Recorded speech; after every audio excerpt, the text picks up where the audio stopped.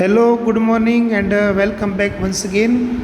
So, in this video, we will try to discuss how to calculate median for continuous frequency distribution.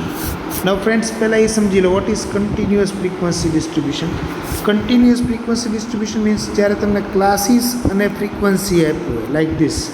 આ રીતના classes અને frequency આપ્યું હોય તો how to find median for this type of frequency distribution. So like previous discrete frequency distribution, when classes and frequencies are given, તો પહેલાં હું તમને આમાંથી સમજાવી દઉં પછી ફોર્મ્યુલા સમજાવું. You will prepare a table with 3 column. એક ક્લાસ એઝ ઇટ ઇઝ આમાં એને હોરિઝોન્ટલ બનાવ્યું, તમે વર્ટિકલ બનાવવાનું. ક્લાસીસ, પછી frequency and then CFI, that is cumulative frequency. આ રીતના એક વર્ટિકલ ટેબલ તમે બનાવજો. Now first we have to find in which class the value of median exists. If you remember, તો ક્લાસ જે છે એ તમને કઈ રીતના મળે તો કે class is equal to n by tooth observation. n by twoth observations કરો એટલે તમને કયા ક્લાસમાં મીડિયન છે એ તમને મળી જાય.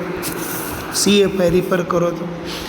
અને then after we have to apply the formula of median જે તમે 10th માં શીખી ગયા. હું રિપીટ કરું. L plus n by 2 minus CF upon F into C. Okay, where L is equal to lower boundary point of median class, n by 2 આપણે જે calculate કર્યું હોય that is this.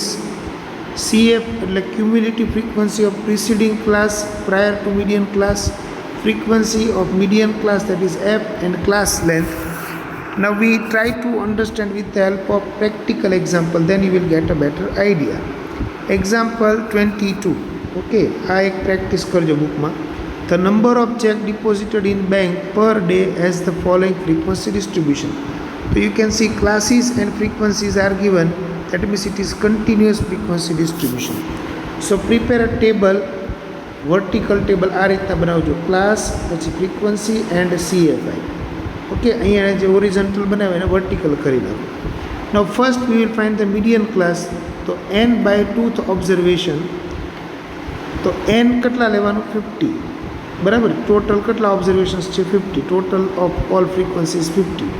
તો 50 અપોન 2, કે તમે 50 અપોન 2 કરો તો શું થશે? જુઓ, 50 by 2, that is 25th observations. તો 25th observations where it lies? 25 કરતાં લેસર વેલ્યુ કઈ? 16. એનો મતલબ 25 આ ક્લાસની અંદર હશે. So 80 to 119 is considered as our median class. Okay, એ નીચે હું લખું છું 80 to 119 આ આપણું મીડિયન ક્લાસ છે. નાવ we have to use the formula to calculate median. તો આપણો ક્લાસ મળી ગયો 80 to 119. તો એના બાઉન્ડ્રી પોઈન્ટ્સ એટલે as it is inclusive class, આમાં 0.5 માઇનસ કરો અને 0.5 તમે પ્લસ કરો તો તમને એના બાઉન્ડ્રી પોઈન્ટ્સ મળી જાય. 79.5 to 119.5 આ એના બાઉન્ડ્રી પોઈન્ટ્સ થયા, lower boundary point and upper boundary point. Okay, after calculating that, now we apply the formula. Now what is formula? Formula is median is equal to L plus n by 2 minus CF upon F into C. તો median is equal to L કેટલું લેવાનું? તો કે lower boundary point એટલે 79.5 plus n by 2 જે આપણે 25 આવ્યું હતું, minus cumulative frequency of preceding class એટલે કઈ ક્લાસ? જે આ ક્લાસ આપણો આવ્યો, બરાબર, એની પહેલાંનો ક્લાસ કયો છે? 40 to 79. તો એની ક્યુમ્યુલેટિવ ફ્રીક્વન્સી 16 છે, બરાબર. આ 16 તમારે લેવાય. ઓકે, તો 16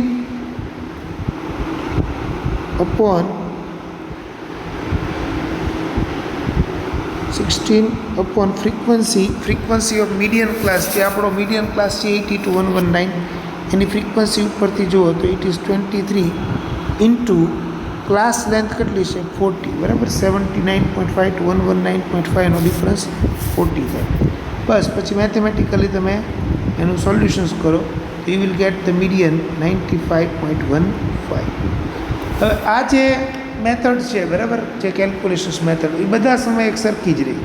હા, ડેટા જો અલગ ટાઈપનો આવે તો પહેલાં ડેટાને તમારે ઓર્ગેનાઇઝ કરવાના and then you have to calculate medium.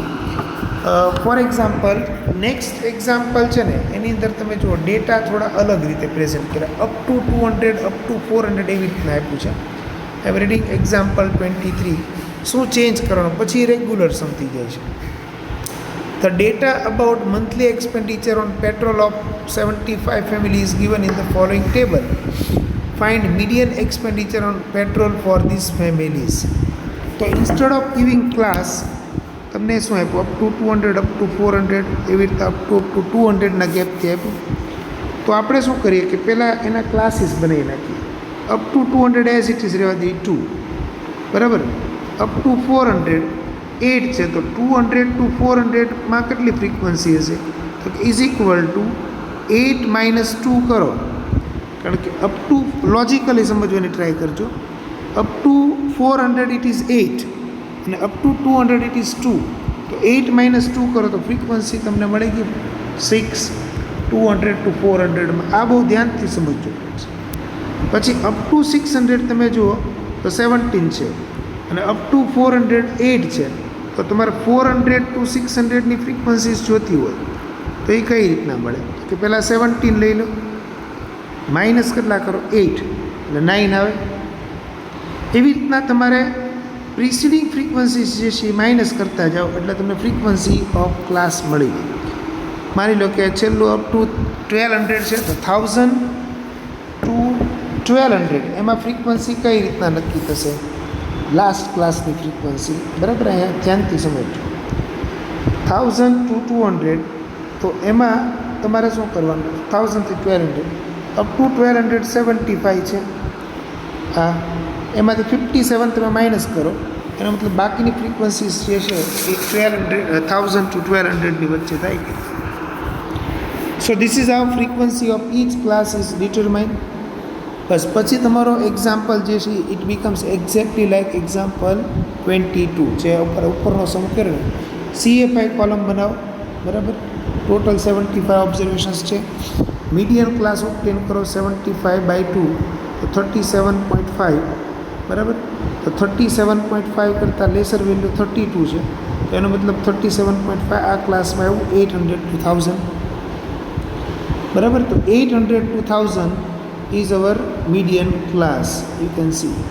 As it is exclusive class, તો આના boundary point as it is L 800 હશે અને H અપર બાઉન્ડ્રી જે છે 1000 રહેશે, બરાબર. Then you apply the formula. તો ફોર્મ્યુલાની અંદર સેમ ફોર્મ્યુલા તમે જુઓ, પ્રીવિયસ સમમાં આપણે જે પ્રેક્ટિસ કરી સેમ ફોર્મ્યુલા. L કેટલા આપણે લેશું, L is equal to 800 plus n/2 37.5 minus preceding ક્લાસની ફ્રીક્વન્સી છે 32 upon 25 into 200 is the class line.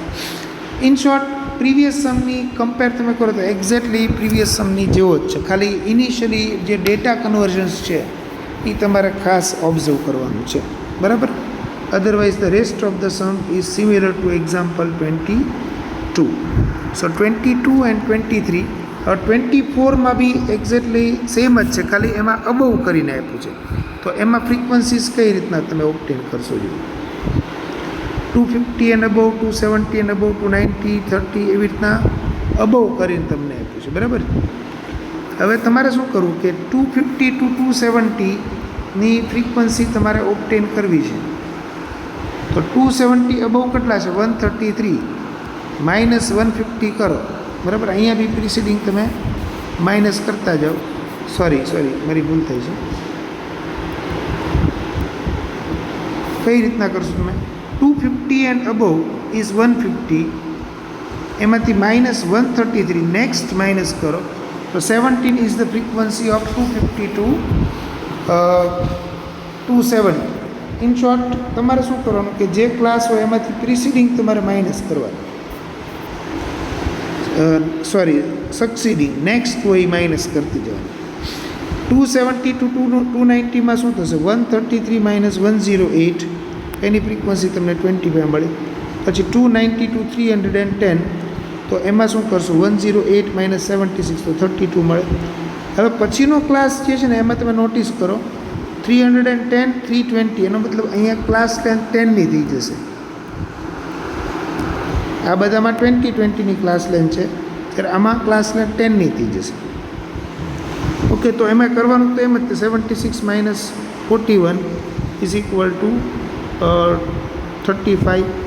પછી નેક્સ્ટ ક્લાસમાં પાછું સેમ ગેપ છે, 320 ટુ 330, 330 ટુ 340, આમાં 10નો ગેપ છે, અને 340 and above as it is તમે રહેવા દો.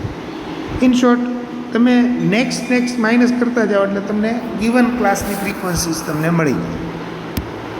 હવે એકવાર ગિવન ક્લાસની ફ્રીક્વન્સી મળી જાય પછી સમ તમારો એક્ઝેક્ટલી 23 કે 22 બેયની જેવો તમે ગણી શકો. પછી તમારે કંઈ આમાં નવું સમજવાનું નથી.